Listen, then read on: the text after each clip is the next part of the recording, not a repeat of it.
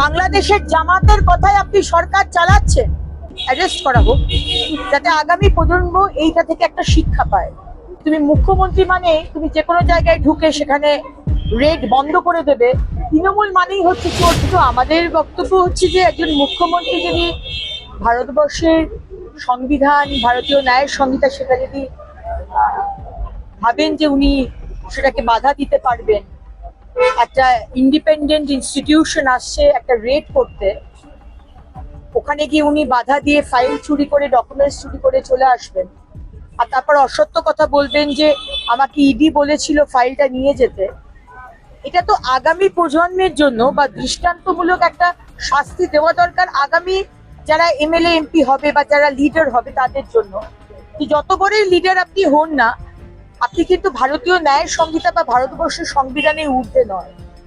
সুতরাং আমাদের সাধারণ মানুষ হিসেবে আমার মনে হয় যে মাননীয় মুখ্যমন্ত্রী মমতা বন্দ্যোপাধ্যায়কে একটা দৃষ্টান্তমূলক শাস্তি দেওয়া দরকার, এফআইআর এবং দরকার হলে একটা শাস্তি, অ্যারেস্ট করা হোক, যাতে আগামী প্রজন্ম এইটা থেকে একটা শিক্ষা পায়।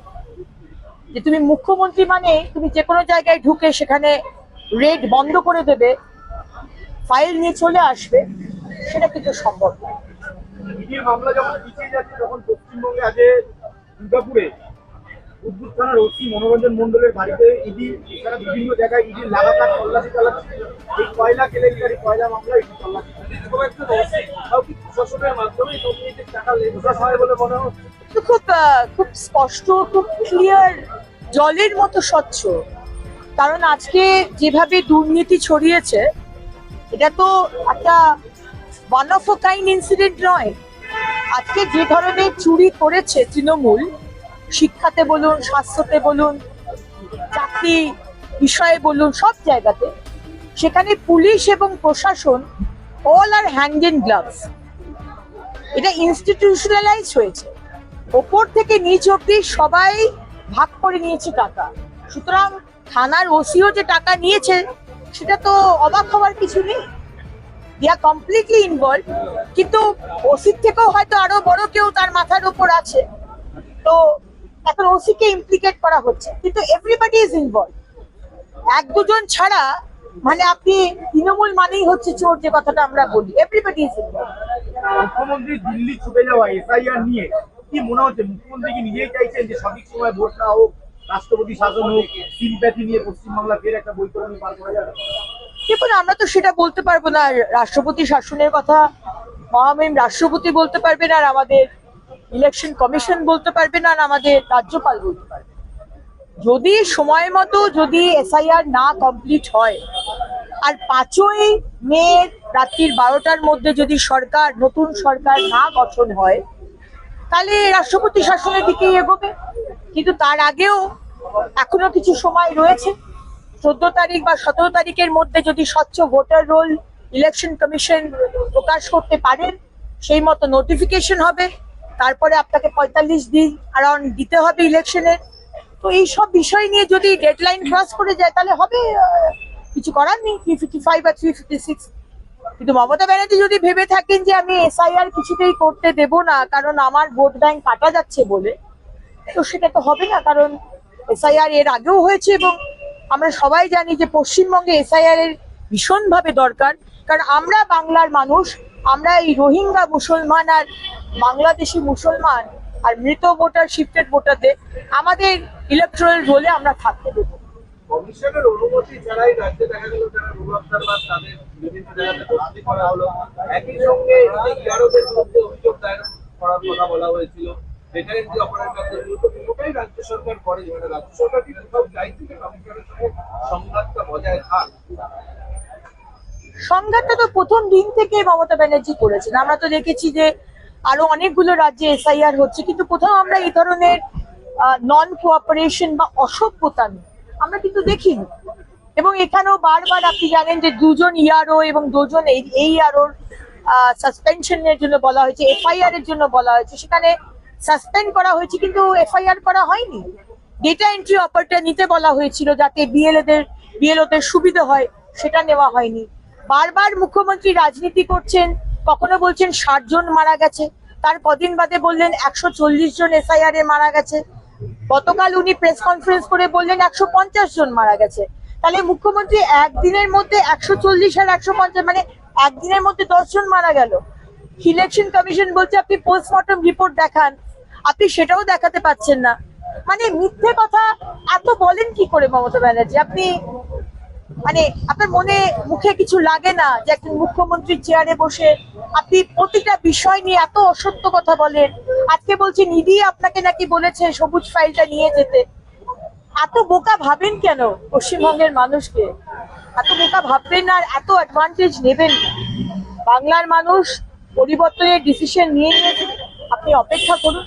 2026-এর এপ্রিল মাসে নতুন সরকার আসছে, আপনাকে আমরা বিশ্রাম দেবো। অথচ দেখা যাচ্ছে যে বিধানসভা এসআইআর নিয়ে আলোচনা হবে, এত কিছু তারা বলছে, মাত্র সময় 1 ঘন্টা। দেখুন, আসলে পুরো ব্যাপারটাই ওনার কাছে হচ্ছে রাজনীতি করার ব্যাপার। নয়তো বলুন, আজকে পশ্চিমবঙ্গে যেখানে সংবিধানকে প্রতি মুহূর্তে তাকে ধ্বংস করা হয়, সংবিধানের কোনো ইম্পর্টেন্সই দেওয়া হয় না অ্যাকচুয়ালি কার্যতভাবে, সেখানে এই বিধানসভায় সরকার সংবিধান দিবস মানান। আজকে এসআইআর নিয়ে সব রকম তিনি করছেন যাতে এসআইআর না হয়, এবং প্রতি পদক্ষেপে আজকে সংবিধান গণতন্ত্রকে ভাঙছেন। আবার 1 ঘন্টার মাত্র সময় দেওয়া হচ্ছে এসআইআর নিয়ে আলোচনা করার। এটাই হচ্ছে ওনার বিচারিতা, এবং প্রত্যেকটা বিষয় নিয়ে রাজনীতি করা, শুধু রাজনীতি, কোনো লাভ লোকসানের ব্যাপার নেই, শুধু রাজনীতি করে ওনাকে সেই অ্যাডভান্টেজটা নিতে হবে। এটাই হচ্ছে আমাদের মুখ্যমন্ত্রী এবং তার সরকারের। সেই ধরনেরই কোনো বিষয় কি বিধানসভাতেও ঘটছে না? কারণ হুমায়ুন কবির তার আসনের বদল হচ্ছে না, পার্থ চট্টোপাধ্যায় তিনি মন্ত্রী নন, তার আসনেরও কোনো বদল হচ্ছে না, মানে সবটাই তো সব লোকদের না। দেখুন, হুমায়ুন কবির যে আমার কলিগ বিধায়ক, তিনি যে মুখ্যমন্ত্রীর এক গুটি হয়ে খেলছেন সেটা তো আমরা বাংলার মানুষ সবই বুঝতে পারছি। আজকে যে যে মুসলমান ভোট, যারা প্রচুর মানুষ, প্রচুর সংখ্যালঘু ভাইরা বোনেরা যারা মমতা ব্যানার্জির উপর বিশ্বাস রেখেছিলেন, কিন্তু তার এই তোষণের রাজনীতি দেখতে দেখতে বীতশ্রদ্ধ, যার সম্প্রদায় যে সম্প্রদায়ের কোনো উন্নয়ন হয়নি, আজকে সেই ভোটগুলো, বিক্ষিপ্ত ভোট, সেগুলো জড়ো করে মমতা ব্যানার্জি ওনাকে কাজ দিয়েছেন যে ওনার তৃণমূলের ঝুলিতে যেন ভরে দেওয়া হয়। তো উনি যে তৃণমূলের বি টিম হয়ে কাজ করছে, এটা তো খুব স্বাভাবিক। সুরজিৎ সরকার আপনার এক ভোটার তাকে নিয়ে গেছে মুখ্যমন্ত্রী দিল্লিতে, কিন্তু ওখানকার লোকাল অভিযোগ হচ্ছে সুরজিৎ সরকারের নাম ইচ্ছাকৃতভাবে বিএলও বাদ দিয়ে সাজিয়ে গুছিয়ে লোক নিয়ে দিল্লিতে যাচ্ছে। মমতা ব্যানার্জির এই বিচারিতা এবং মিথ্যাচার তো বারবার আমরা দেখেছি, এবং আমাদের সম্মানীয় আইটির সর্বভারতীয় ইনচার্জ অমিত মালভিয়াকেও কালকে টুইট করেছেন যে এই যে মানুষটি, তার সাথে বিএলওর একটা পার্সোনাল গ্রিভেন্স আছে। সেই বিএলও তাকে, যে একজন তৃণমূলের স্টন্ট সাপোর্টার, সেই বিএলও এই ছেলেটির নামটা কেটে দিয়েছে। সেইটাকে বিজেপির ঘাড়ে দোষটাকে তুলে মুখ্যমন্ত্রী তাকে কালো চাদর পরিয়ে নিয়ে যাচ্ছেন। এই বিচারিতা, এই মানে এগুলো সহ্য করা যাচ্ছে না, এগুলো নেওয়া যাচ্ছে না। ওনার যে মিথ্যাচার, এগুলো আর নেওয়া যাচ্ছে না। তো বাংলার মানুষ এই কারণেই ডিসিশন নিয়ে নেওয়া হয়েছিল এই সরকার আর না, এই তৃণমূল আর না। মুখ্যমন্ত্রী কাল বলেছেন বঙ্গভবনে ঘরে ঢুকে ঢুকে নাকি পুলিশ সার্চ করেছে। তাহলে আমাদের ক্যামেরা, আমাদের ফুটেজ দেখান। এত ক্যামেরা, এত আপনারা ফুটেজ দেখান। শুধু বললে তো হবে না মমতা ব্যানার্জি। পুলিশ, দিল্লি পুলিশ ঢুকে বঙ্গভবনে সার্চ করেছে, আপনি ফুটেজ দেখান, তাহলে আমরা বিশ্বাস করব।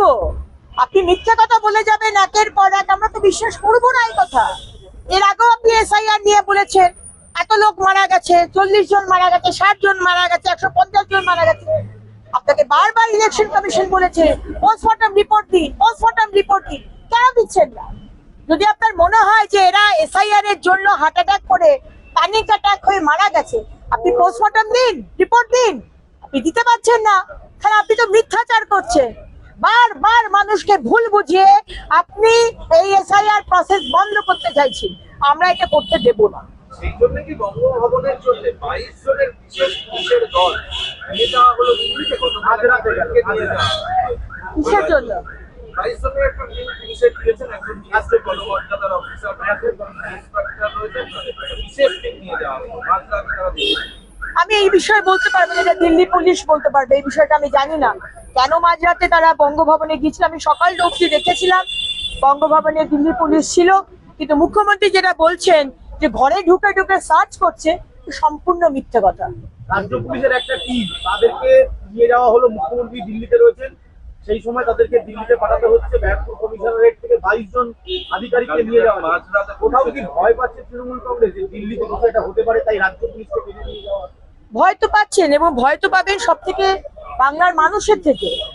কারণ বাংলার মানুষ বলুন, আজকে পুলিশের যে নিচের স্তর বলুন, আজকে প্রশাসনের নিচের স্তর বলুন, তারা বিতশ্রদ্ধ হয়ে গেছে। এবং আপনার যে আসলিয়াত, রিয়ালিটি, আপনি কি চাইছেন বাংলাকে নিয়ে, আপনি কি, আপনার কি এজেন্ডা, আপনি কিভাবে তোষণের রাজনীতি করে বাংলাদেশের জামাতের কথায় আপনি সরকার চালাচ্ছেন। আজকে ওয়াও মোমোর কারখানায় আমাদের 23-26 জন ভাইরা মারা গেল, সেখানে যাবার আপনার একবারও সময় হলো না। 5 দিন আপনি কলকাতায় ছিলেন, একটা বারের জন্য আপনার যাওয়ার সময় হলো না। 27 জন নিখোঁজ, তার পাশে আপনি দাঁড়াননি, কিন্তু আপনি দৌড়ে গেলেন কারণ এসআইআরটাকে আপনাকে বন্ধ করতে হবে। ইডির এগেইনস্টে আপনার যে মামলা, আপনি পিটিশন করেছেন যাতে নিজেকে বাঁচাতে পারেন, এবার বাঁচাতে পারবেন না। আপনি যা করেছেন আপনাকে তার শাস্তি পেতে হবে।